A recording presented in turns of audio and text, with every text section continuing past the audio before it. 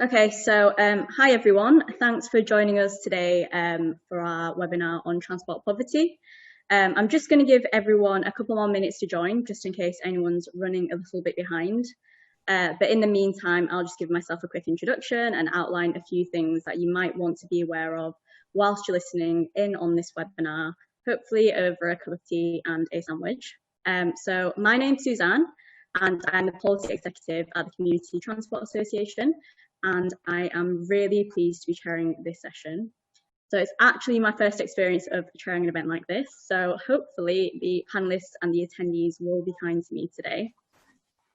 So today's session is going to be recorded, and the recording will be put up on our website after the event alongside a blog. And while this session is designed to be something that you just listen in over your lunch, we of course appreciate any contributions that you might have. So please do feel free to use the Zoom chat function. And towards the end of the session, we'll also be taking some questions from the audience. So please do also use the Q&A function. And that will really help us to be able to pick out the relevant questions as opposed to having to sift through the chat for them. So I think this is also a really good opportunity to introduce my colleague, Rachel Murphy, who is CTA's Director for Scotland, and she'll be keeping an eye on the chat. If there are any questions that are directly for CTA, those will be recorded and it will be forwarded to the advice service. I'm also really mindful of the fact that since we planned this session and since running this session today, we've actually entered into a second national lockdown in England. And I appreciate that some of you might have some concerns and questions about that. So of course, if you do, please do forward those onto our advice service and we will help as much as we can. Should I leave it a couple more minutes or?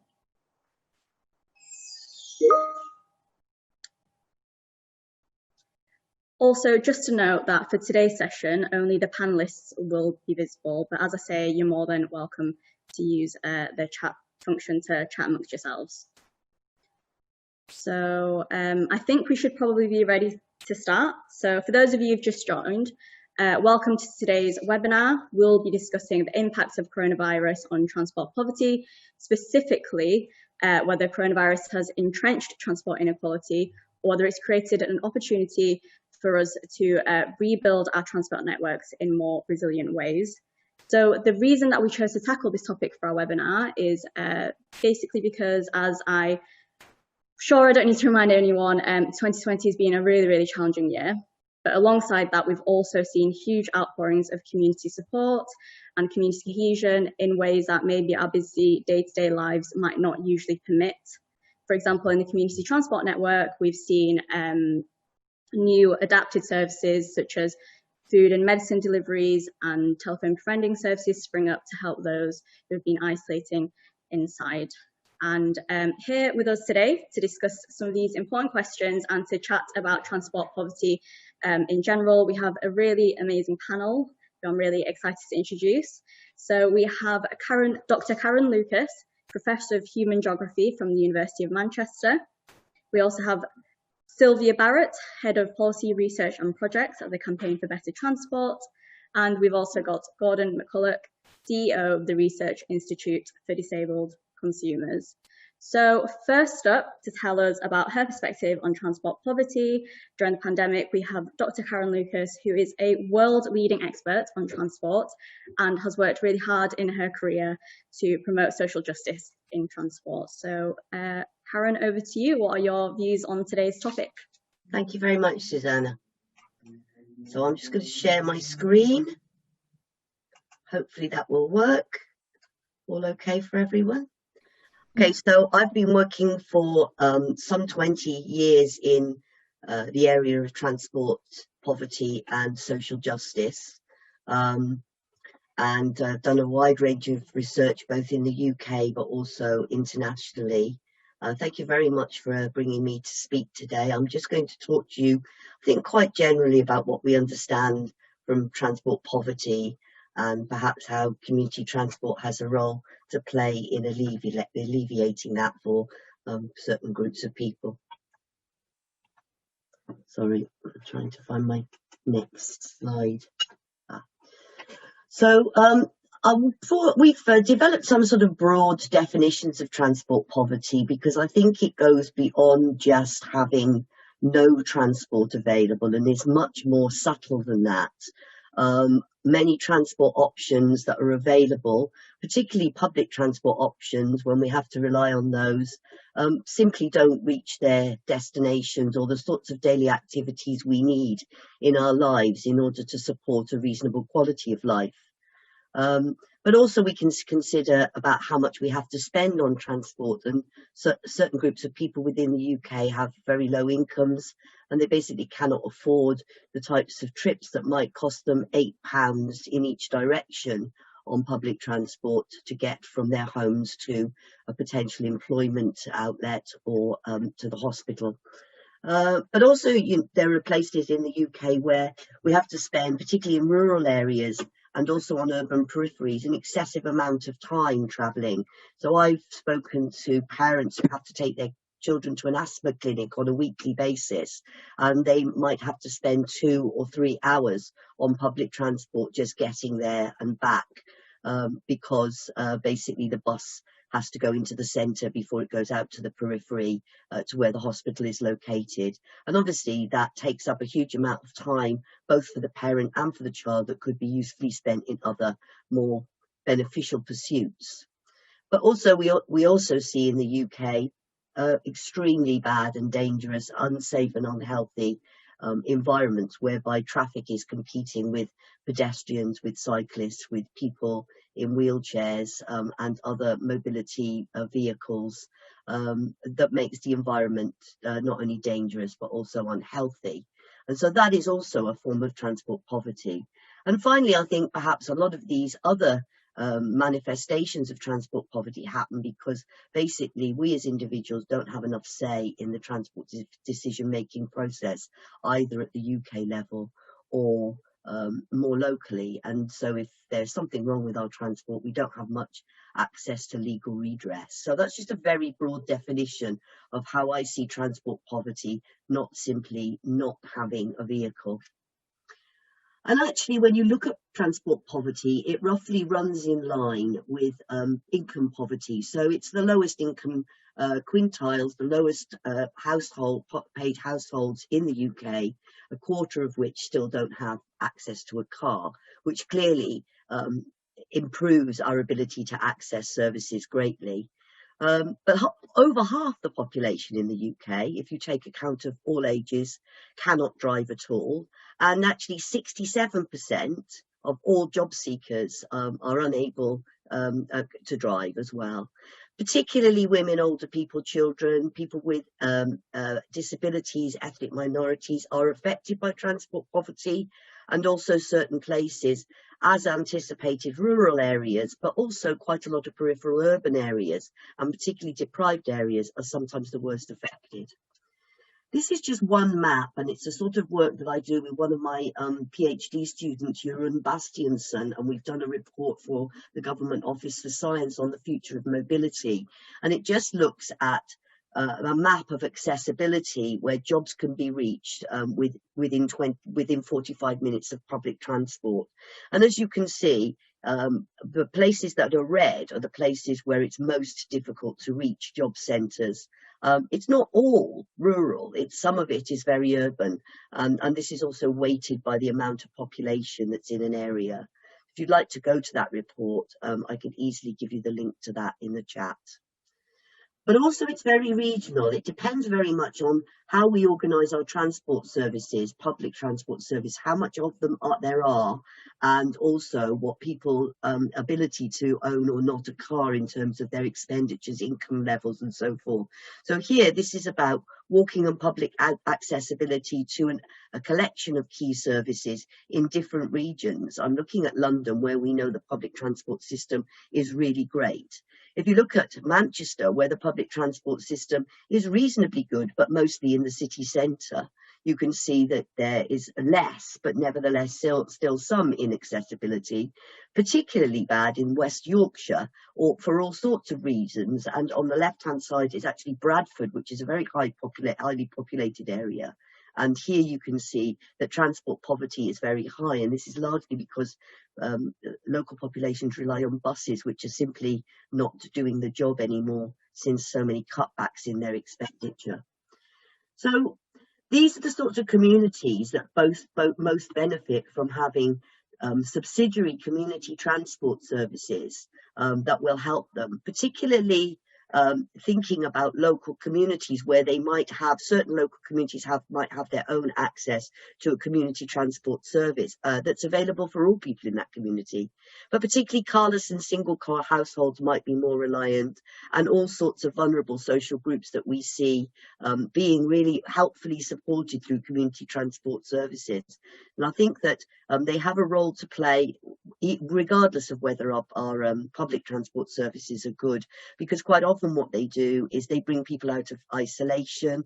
They can cater for specific needs. They can also cater for particular groups of people to access activities such as shift workers that might not be able to access nighttime services.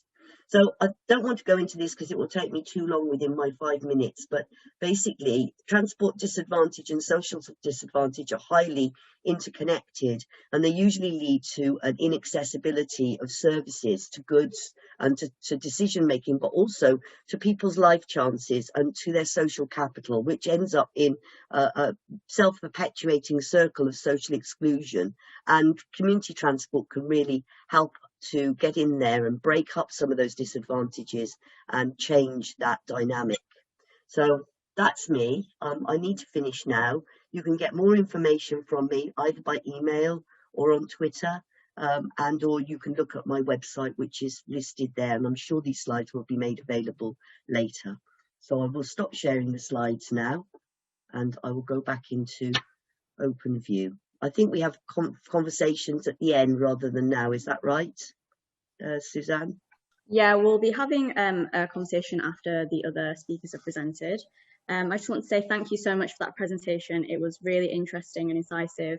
And I think it's really useful to just get a sense of what transport poverty is and to provide a definition of that. And I particularly appreciate the fact that you spoke about the fact that we as individuals don't have enough say in our transport networks, and how there's a lot of regional differences in terms of transport poverty and access to transport. And that does make services and goods inaccessible for a lot of people. Yeah, absolutely. Thank you, Suzanne. That's a very good summary.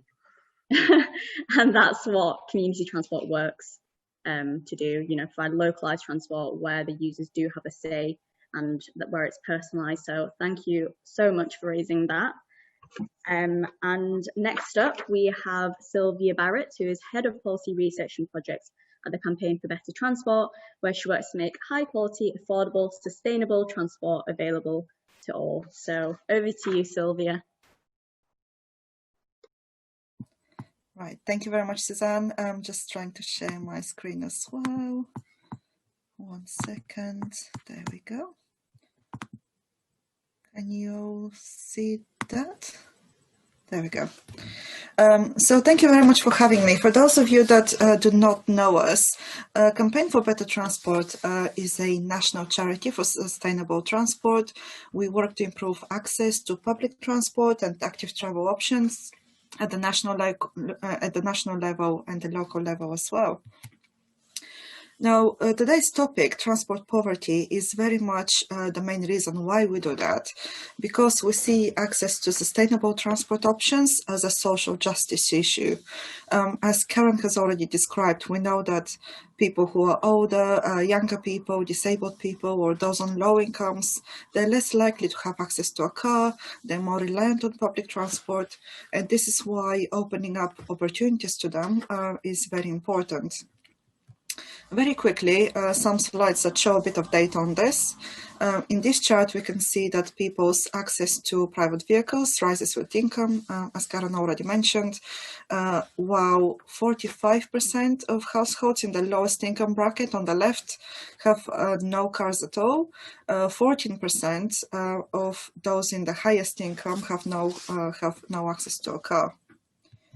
Now, looking at the actual trips that people make, those on higher incomes also use their cars more.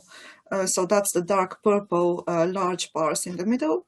whereas people on low incomes are more reliant on buses, for example, and this is the pale purple bar at the top. We know that, but another thing that you see from this chart is that people who have higher incomes and have an access to a car also tend to make more journeys overall, whereas people on lower incomes do not travel as much. And this indicates that there's an issue about not having access to the same opportunities to travel, and therefore not having the same access to services and employment and social and leisure opportunities as well.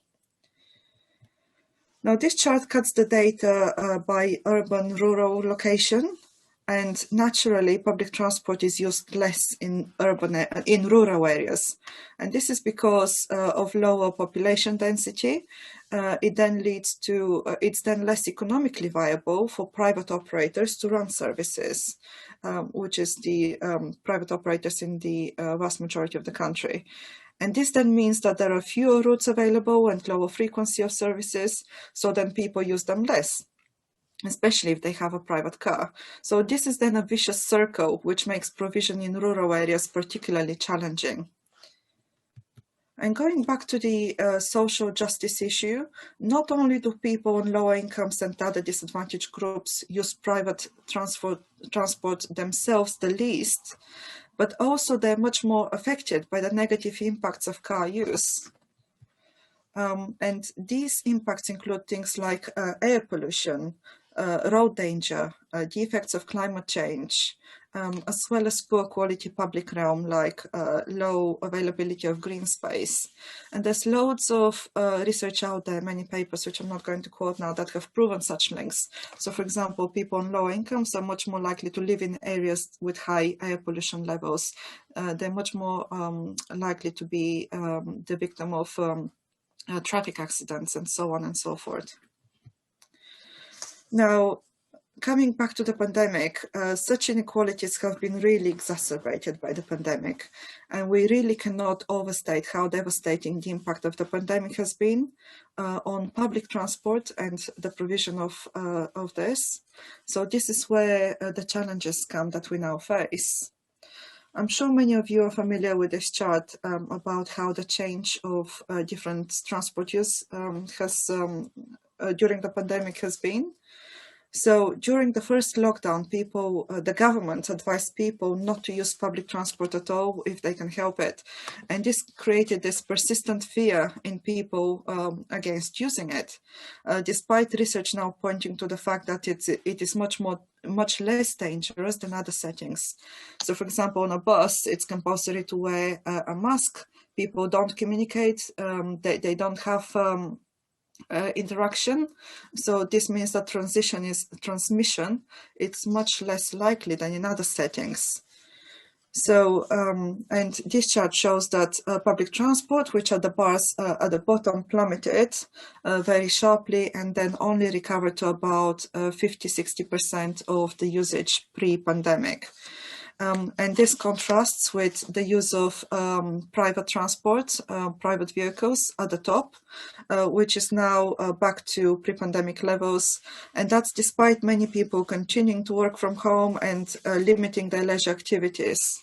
So this is an indication of a much more car-based use since the pandemic. Now, this disparity has left many people with no access to a private car feeling excluded. And early on in the pandemic, we were hearing from people that some of our supporters that receive our communication and take actions, they were feeling very excluded. They were fearing that because the government was saying that public transport is dangerous, that they cannot use it, and then they were worrying about how they were going to get to work and that they might lose their jobs as a result. These quotes come from people who wrote to us. We encourage people to write to us to ask the Chancellor to continue supporting public transport ahead of the spending review. And these are some of their quotes. Now, we know that while the government is while the government is subsidizing public transport at the moment, if the low usage persists in the long term, the operators will need to review and potentially cut services. So we might see much less frequent services, or we might see some routes completely disappear. And many of our supporters worry that this would leave them isolated, as you can see from this quote. So we have people who are disabled, people who are older, who don't own cars. They fear that this will leave them cut out from their families and friends and leisure opportunities, as well as economic opportunities as well. So where are we now? In the short term, we know that public transport must be supported financially in order to weather the storm of the pandemic. And it also needs to be reformed over the long term to attract people back to public transport. And this is not only people who are dependent on public transport, who have no choice, but public transport must be an attractive proposition for car owners as well, for certain types of journeys, because otherwise public transport will not be sustainable in the longer term. So this is where we have the opportunities that lie ahead. The government is already reviewing how bus and rail should be funded and operated for the long term. And the government is acknowledging that it must be reformed so that it can meet people's needs in the most cost-efficient way. Here are some of our recommendations on how this can be done. I won't go into much detail now. We can come back to that in the Q&A if there's interest, but there's basically things about making sure that it's provided in such a way that it's efficient and increase connectivity and reliability over the longer term. And again, in order for people to come back to public transport after the pandemic, it needs to be affordable, accessible, reliable, and convenient for everyone. So there are many measures that can be implemented in order to improve this. So, for example, on connectivity, we need to see much improved networks, a system of rail reopenings, better interchanges between different types of modes, so between bus and rail, between walking and driving, in order for people to use public transport more. Services need to be more reliable. This can be done by increasing bus priority on the roads, for example, reallocating road space, making sure that there are services which are more flexible, for example, demand responsive services. And on affordability, there needs to be a whole-scale review and reform of ticketing and pricing so that people have a much better choice and things are much simpler. But also the fiscal signals like tax and other incentives must be reversed so that they favor public transport and not cars. At the moment, with the fuel duty freeze, for example, it's much more economical to drive than it is to use public transport in many areas.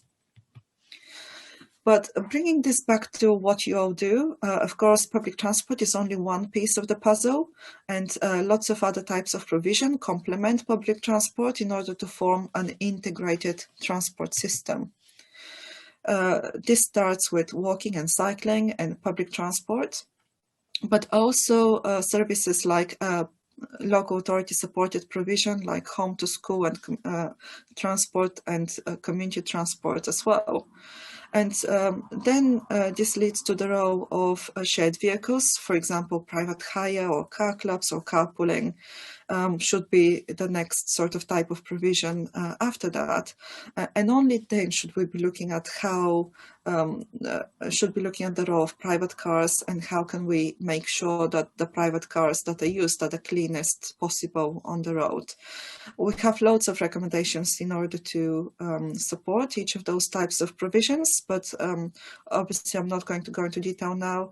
I look forward to hearing what you have to say and some of the experiences that you have had during the pandemic. And thank you very much for listening. These are my contact details, which I'm sure will be available to you after that.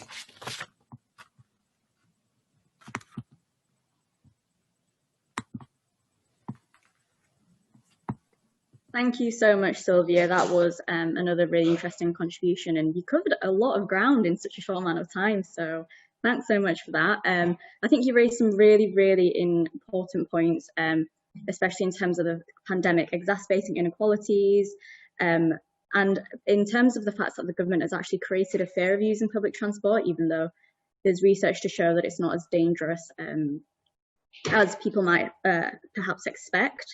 And I really actually particularly liked the way that you paved a bit of a way forward, and the 3 ways that you thought that public transport should be made more attractive in terms of connectivity, reliability, and affordability. And yeah, that was a really great presentation. Thank you so much, Sylvia. And finally, we're on to Gordon. Gordon is the CEO of the Research Institute for Disabled Consumers, and hopefully he will be giving us his views from the perspective of those who have with disabilities. So I'm just going to pass it over to you, Gordon. Thanks very much, Suzanne, and thanks to everybody at CTA for inviting me to come along and speak at this today. I should explain first who we are. You may probably haven't heard of us. RIDC, we carry out inclusive research and user testing that offers specialised insights from our panel of over 1,600 disabled and older people spread right across the UK. As an organisation, we're a charity and we are led by disabled people. And that really matters to us because it's really important that the insights and experiences of disabled and older people are heard and listened to and help really create accessible and inclusive products and services. And our sort of mantra is that insight, that view from disabled people should be included at the beginning rather than an afterthought later on and having to go back and re-engineer things. We've been around for 50 years in the various shapes and forms. We started off in Which, and in the early 90s we moved out of Which and became a charity, but they're still, we still have very strong links with them. But for us, transport, and for disabled people in particular, is a key priority. So we've got a large work strand that looks at understanding, improving, shaping inclusive methods of transport. And so delighted to come along and speak to you today. And for us, disability intersects with so much of what Karen and Sylvia have already talked about in relation to transport poverty. And I think certainly from the research we've done with our panel and understanding and speaking to them is that the pandemic has just amplified the issues around transport poverty for disabled people, whether that has been around mobility or the accessibility of transport or around the affordability.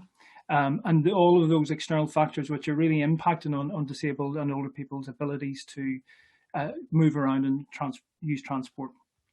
Earlier on in the pandemic, we ran a number of surveys with our panel, trying to understand how it was impacting on them generally, particularly during lockdown 1, and that was either around shopping or their mental well-being and health, and also sort of activities. And just we were trying to understand the impact that it was having.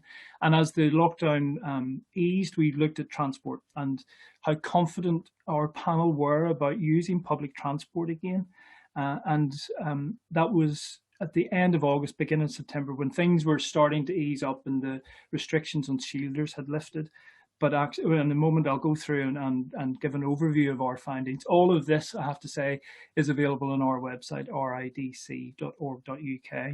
And you can dig into the detail on all of that, but I won't go into it too much. But the headlines coming out of that were that the social isolation that people were feeling during the lockdown and the exclusion they were feeling from large parts of society was just reinforced by the pandemic. And so 2/3 of the panel said that they, who normally travel by public transport, haven't travelled in public transport at all since the lockdown restrictions were introduced in May, and this was at the end of September. And that obviously has serious implications for people who need to get to hospital, who need to go shopping. And actually the biggest impact had been around sort of socialisation, meeting friends and family, which is really important to all of us, but particularly for people on our panel. And that was causing a lot of anxiety and worry. We asked what would encourage people to travel again. And I think from CTA's members, this might be an interesting insight that it was more the other passengers on the transport itself and their use of masks and PPE that was the greatest barrier to people travelling on transport again. And issues around social distancing were really important as well. The fact that it wasn't being policed, for want of a better word, on the different modes of transport, and also around the cleanliness, the sort of understanding and feeling confident that the surfaces and stuff were kept clean. So those were the main factors that people said that would encourage them to use transport again. Rather worryingly, given the reliance that a lot of our panel and a lot of disabled people place on public transport to get around, 52% were unsure about returning once restrictions were lifted. And I suspect if we ran that survey today, that figure would probably be the same level or even higher, about people worrying about going back. And the decisions that people were making were based purely on their own personal safety. So despite all the measures that were being put in place, people still worried about their own health and the risk that they were exposing themselves to.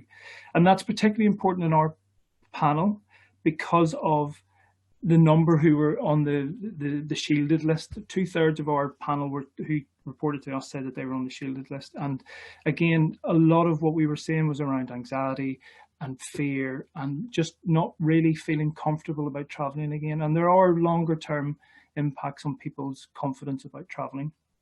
And I think the survey, reading between the lines and looking at what we were hearing, it was all, and you will all working in the sector know this, but the first and last mile have become the big issue in all of this. So despite whether the accessibility of the transport and whether or not it's inclusive, it's getting from somebody's home to the transport hub or whatever is proven difficult and has been exacerbated during the pandemic with the reprioritization of the streetscape. So people are saying blue badge places being blocked off. Just the challenge of moving around streets now with new widened pavements, particularly for people with mobility issues or visual impairment, and equally people who have non-visible disabilities as well have found that challenging. And on buses, in some of the examples we heard about the accessible wheelchair space being blocked off. And so that has exacerbated things for disabled people travelling. And I think that it'll be interesting in the discussion about this concept of mobility as a service and an integrated wraparound service that helps people get out and about in a very clear, simple, integrated way. What we did find in what is our panel, we asked them what's their primary method of public transport, and 7% say they use community transport provision. Buses are by far and away the highest, and then followed by trains. And there are a group of people who also only travel by car, and the mobility scheme and adaptations to car are obviously a major factor in that.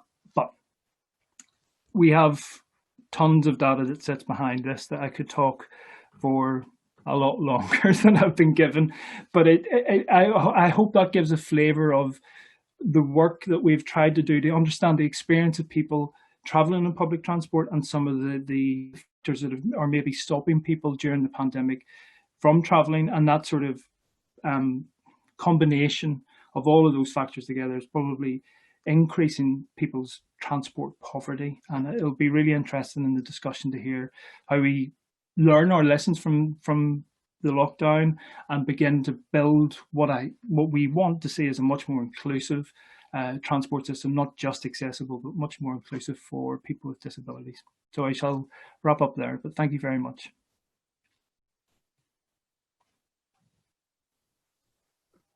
Thank you so much, Gordon. That was another brilliant presentation and really interesting, actually, in terms of how it has echoed with some research we've done in collaboration with the Disability Equality Scotland, which also found that, changes to timetables and things like that, 95% of respondents also said that made them fearful of returning to public transport, and 93% also said that that the pandemic has made it more difficult to afford transport. And we definitely really agree with the fact that transport really needs to be designed with disabilities in mind from the outset rather than as an afterthought. I particularly found it really interesting in terms of what you said about masks and PPE. That isn't something that has come up in my experience with my research recently, but that's really interesting for you to raise that. So obviously you touched on some things to do with confidence, and community transport has really tried to address those confidence issues by keeping in touch with their members over the telephone, dropping things off to them, making sure that there is an element of social contact there. And I just want to put a question to the panel.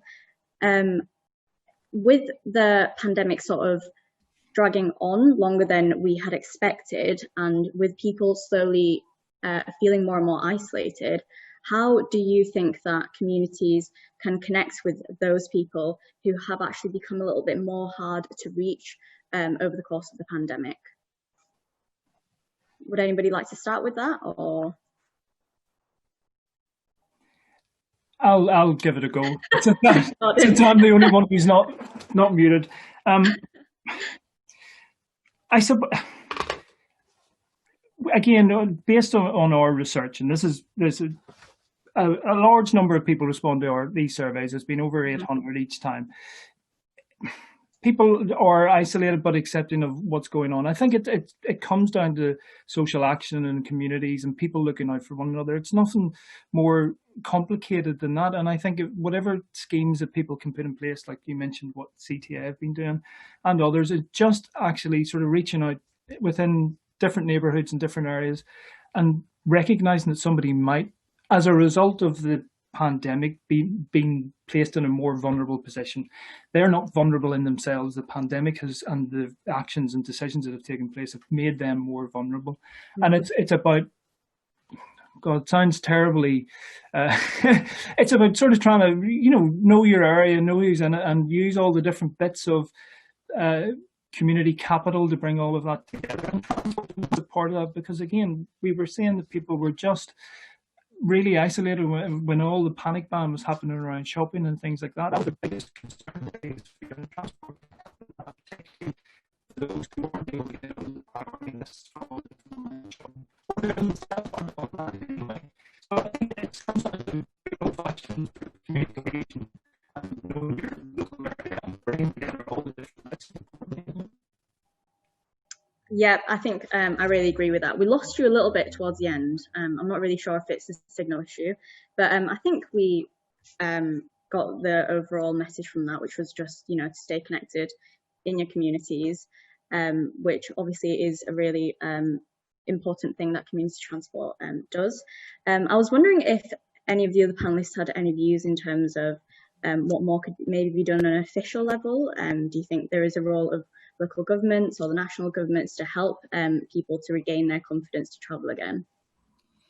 Just one thing, sorry, Karen, just to say that it's reassuring that the government has changed its message about completely not using public transport as the original message was.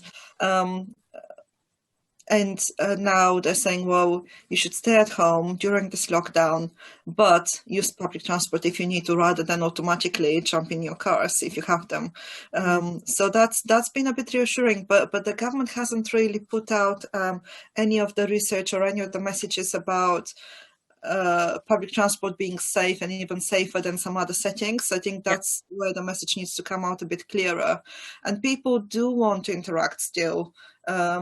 And the fact that, community cohesion has increased, the role of neighbors and people looking after each other, that's been a really positive aspect of the pandemic. And I think people want to interact, people want to, even if it's not as far as they might have traveled before. And the fact that they might, just go to the local market and support the local economy. And people, I've been sort of going crazy working from home all day, every day. And I have days when I don't go out at all. And I just miss going to the local, cafe, picking something up for lunch. It's that sort of local interaction that local authorities can support. But my experience is that many have been extra cautious, especially in people with high transmission rates. And of course, that's correct. But then people, can make their choices, and making sure that public transport and other transport options are there for people. That's very important to enable people to then, make that choice and act upon it. Yeah, I think that's a really valid point, especially in terms of government messaging over public transport use, because I think that a lot of people are avoiding public transport because they are not sure. There is maybe a fear of the unknown more than anything. So I think clearer government messaging is really important to regain confidence to travel. And, you know, it's really comforting to hear that local authorities have been supporting some local interactions. And I guess that's a little bit of a silver lining of the pandemic in terms of people, you know, really getting to know their neighbours a little bit better and getting to know local businesses because they can't travel as much. Was there anything that you wanted to add to that, Karen? Yeah, I mean, you asked about the role of more responsible authorities. I think the thing for community transport, and it's come up in the chat a few times, I mean, is severe underfunding and the huge reliance on volunteers. And I'm not talking about so much the pandemic, which I think is, you know, people have come forward and have done amazing things, but those people might not be available without pandemic circumstances when they go back to work. And one of the chats was sort of saying, you know, in my rural area, we had a great volunteer driver, but they've just died and now we have nobody. And I think the point is that these services are hugely supporting in terms of both the rollback of public transport in a lot of particularly rural and peripheral areas, but also, you know, for certain groups that just cannot use public transport, however much they might wish to, because it's not designed in that way or it doesn't go to the right places. So these services are highly supportive, but there's no real proper understanding of what they are doing and what they're not able to do. There's no proper analysis of how they might interact with or not public transport services. And there's no real sort of stability there in terms of guaranteeing that those services can be provided constantly if that's the service that people are relying on. So if all of a sudden the community transport that you've been relying on is no longer available for a variety of reasons of its fragility, then you end up with nothing. And so somehow I think we do have to come up with this sort of more integrated approach. There's an issue around, there was also people were talking about technologies and digital, you know, mass services and joined up services, and that people will be excluded, and that needs to be looked at. But I think what we really need is like a sort of proper mobility accessibility audit and a real good look at what can be provided where most efficiently, effectively and cost effectively as well. So public transport is great in some places, but buses running around, big buses running around empty because they're trying to offer one or two people access to employment who are absolutely reliant on it for this COVID, going to nursing, hospitals, whatever.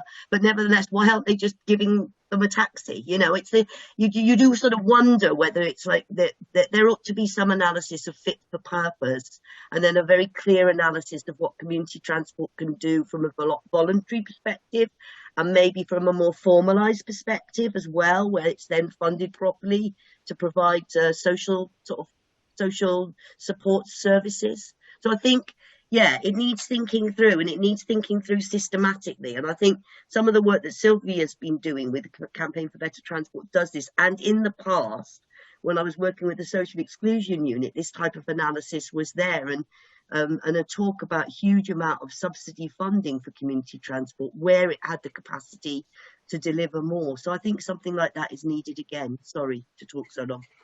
No, that was a really, really useful contribution.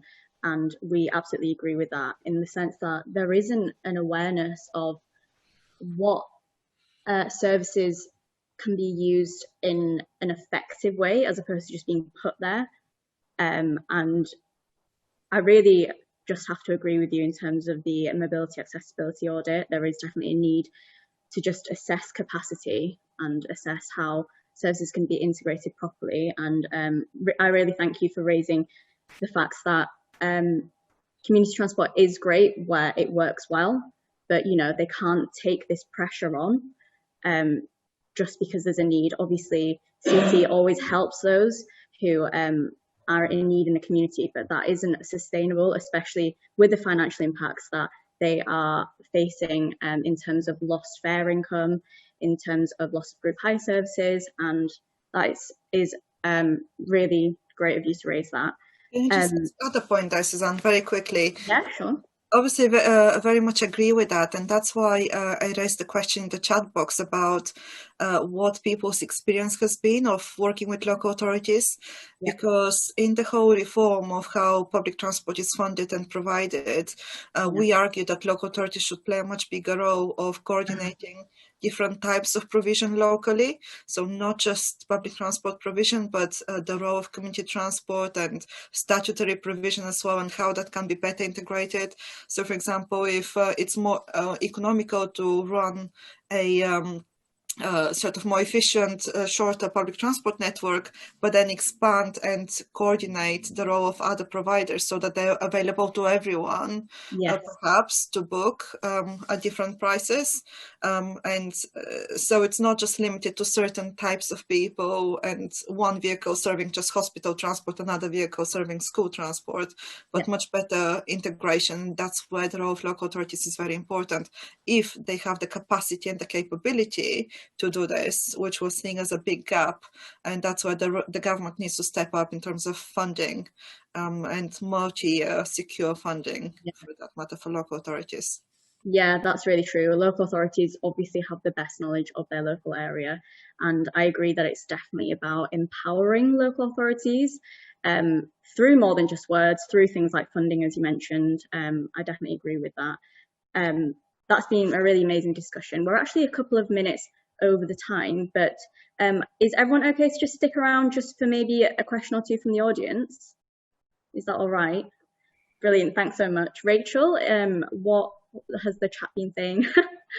There's been a couple of key themes in the chat that I'll pull out for you, and then we can switch to the questions. One of the most interesting things kind of really early on in the chat was around the groups that Karen mentioned. Some of those I think we really see CT hitting, being able to support, but some of those groups maybe we don't manage to access so well.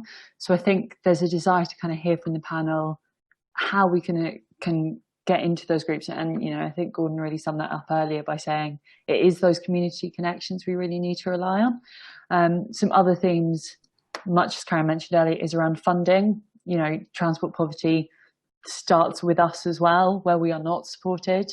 So I think that's been so usefully discussed, Suzanne, with your questions. And higher rural costs has come across as well from quite a few members, particularly around fuel. And with fuel prices rising, again, potentially post-pandemic, how can rural members offer a local service when actually their costs themselves are so high? So, you know, there's some things that we can definitely think about there. We've got a question from Jason. Jason, I'm going to try and allow you to ask your question yourself.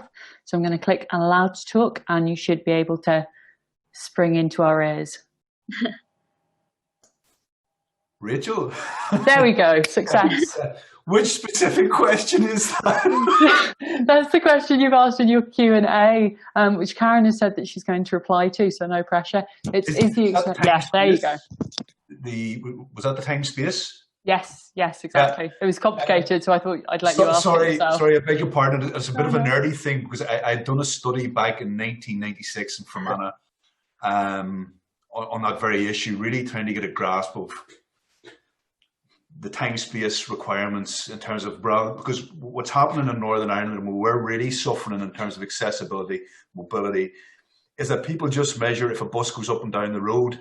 That's brilliant, you know. No, that's rubbish.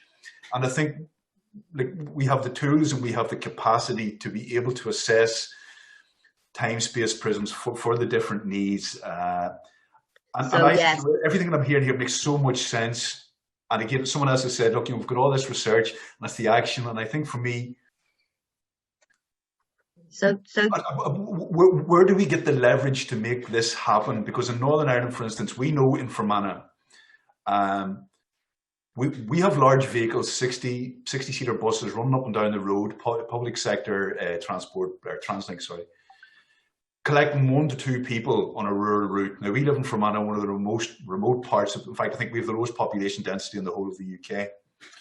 We could run those routes at a much lower loss than the public transport, but because it's such a big entity, it can't be seen to fail. And it continues not to be able to meet the needs of those who have those particular mobility issues, accessibility issues. And this idea of first mile, last mile, where we live, every mile counts. There is no first mile, last mile. It's all miles. But I do think we need a more intelligent, evidence-based approach, going well beyond isochrones and the like, to really determine accessibility. Sorry, it's something I'm very, very passionate. Apologies. So the measurement that we're doing is in real time. We can do it on a minute by minute basis at any time of the day or night. We're going through the actual real public transport network. It includes waiting times. It includes walk times from door to door, from the egress to the access trip. And we can even do windows and spaces of opportunities. We have a model to do that for the whole of England. We can do it for Scotland. We can sort of do it for Wales, but we can't do it for Northern Ireland because you don't have the data. Simple as that. And we can do it at the spatial level of almost like per 500 households. So we can run it in a very, very local area, and we can do this. It's available to anyone. It's open access, all of the other things that you ever need. And that's why we've developed the tool, and that's why we're academics, so we don't want to charge for anything. We just want to help decision makers. But the other issue that you raise, which is big buses going around all over the place, it would cost billions to replace the existing fleets and to put on small flexi fleets, and they need higher levels of subsidy actually overall. And the cross subsidy between the competitive running services and the non-competitive running services is a big issue. I think that's something that should be tackled. But I mean, you might be able to run those services more cheaply, but could you, I mean, is that based on volunteer drivers, in which case might you have some sort of sustainability issues, as Suzanne said earlier? And there's no reason why the local authorities can't be tendering contracts out to other sorts of suppliers. Hackney Community Transport Association runs parts of the London bus service, and it also uses that money to subsidise and cross-subsidise its community transport services, which wouldn't be affordable otherwise. And so it uses this cross-subsidy mechanism. There are all ways of doing this. It's that. And I do worry a little bit about the sort of thing about putting it in the hands of the local authorities. They should be more involved, but quite often they have not got a blinking clue, to be honest. And so, you know, I think that's part of the problem, is that local authorities doing it as they've always done it and not necessarily taking on board new ways of doing things, the best sort of research that is available, and the sort of practical solutions that Campaign for Better Transport are putting forward all of the time. But I wonder at what point do we question the idea that, yes, they have overall, you know, the costs to replace fleets. We often hear this idea, well, you know, it costs X amount to keep such and such a large vehicle on the road. And there are always going to continue to be some costs when it comes to the conversations and the discussions. And for us, again, the local authority has never had a role traditionally, and now they're trying to take on that role in terms of transport. I suppose really in a nutshell, Karen, I'd love to see your process applied here, or the model, because we're doing some work with the local Fermanagh and Omagh District Council looking at accessibility within Fermanagh. Well, if you can get me the data for the network in Northern Ireland, and the index of multiple deprivation data and the travel data, that because there's no travel surveys being done in Northern Ireland. You can get the data, but you can't do a model without any data, Jason. You have to have data. We can't get access. There isn't any. Well, but again, I think it's an interesting conversation if we could possibly have in terms of what that might look like. I'd love to chat to you about it. Yeah, sure. Email, great, fantastic. Love to talk to you too. We've got a question also come through from Orla Campbell, who's Northern Irish Government, asking similar questions about data. So I think let's definitely get an email up between you guys and include Tim, who's our director in Northern Ireland, in that. Thank you for that, Jason. And just brilliant. Thank you. I think the best sessions are always the ones where you have those conversations that come from them, aren't you? So thank you, Jason. Let me just mute you. Suzanne, nod if we've got time for another question. I reckon so, if everyone's happy to stay on. Brilliant. Good. That's the right answer. Thank you, because there are quite a few coming through. We've got a couple of questions through from Thurston in the chat. Thurston, you've asked more questions than there are minutes in this meeting left. I think your first question around connectivity will be so interesting for a lot of people. So let me just allow you to talk. If you could... Is that me unmuted now? Yeah, that's you if you want to pose your question. So yeah, I was saying we're talking about connectivity, and there's a huge push through all local authorities and governments at the moment for digital connectivity. but people sitting under that poverty line, and I myself have been under there when I was younger, we didn't have, I mean, again, being younger, we didn't have digital technology so much, but there is that lack of digital access. But also, because of the result of transport inequality, they're less likely to access physical media because they can't get to it. So how would we suggest as a kind of whole we look at that? If they can't access digitally or physically, they can't access services, they don't know about things that are happening, and therefore we can't address that inequality. Is your question to somebody specific, Thurston, or would you like to just open it to the panel? Bro, that's fine. That's totally fine. Does anybody want to jump in on that issue? I think, yeah, obviously it's a tricky issue, and there needs to be multiple sort of interventions to reach hard to reach people. Digital connectivity, of course, it's very important, and especially highlighted since the pandemic. So it's not only about physical transport connectivity, but digital as well. And for people who cannot afford, or they're not able to work from home, that's especially difficult, and many will have lost jobs that cannot be done remotely. So that's a particularly important issue for the government to address. Transport connectivity and sort of social exclusion as well. Again, it's one for communities more broadly to come together and tap into resources in order to address issues like that. And again, not overload local authorities, but yeah, the different social outreach teams, that's where different types of services need to interact much better to identify hard to reach people like that.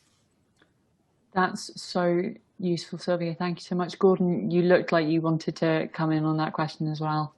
Well, I hope you can hear me okay. Yeah. Yeah.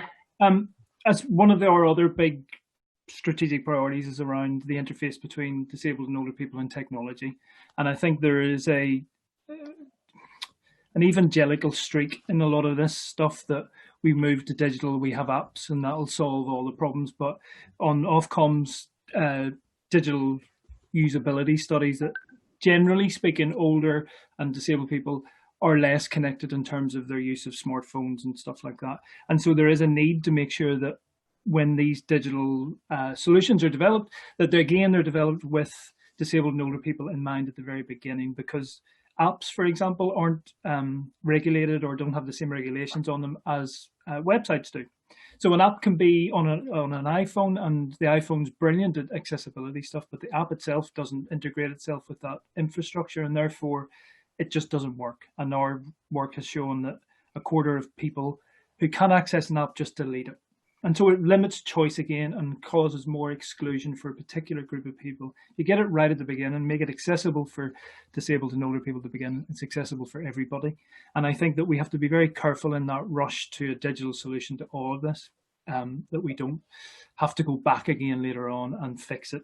Because it is the answer in a lot of ways. If we talk about mass and having integrated services, it's the way to solve a lot of problems. On the London Underground, if a lift goes out in a station, they now can tell disabled people which lift is out rather than the whole station is closed. And it's about choice, and it's about what is inconvenient for a non-disabled person is a massive impact on somebody who's disabled trying to travel. It's trying to lessen that impact on them. So it is really important that the whole system that sits around the mode of transport is accessible as well as the actual transportation itself. That's brilliant. Thanks so much, Gordon. Really, really important points raised again about having to design accessibility in from a whole system perspective before things get broken. I'm going to have to wrap this up because we've actually gone over by quite a while. But thank you so much to our panelists for joining us today and for staying on longer than scheduled. It's honestly been such an interesting and enriching conversation for me personally, and I'm sure it's been the same for all the attendees and hopefully all the panelists as well. So thank you everyone for listening in on this webinar, and a special thank you for all our panelists for offering really, really intelligent input and conversation. So thanks very much everyone.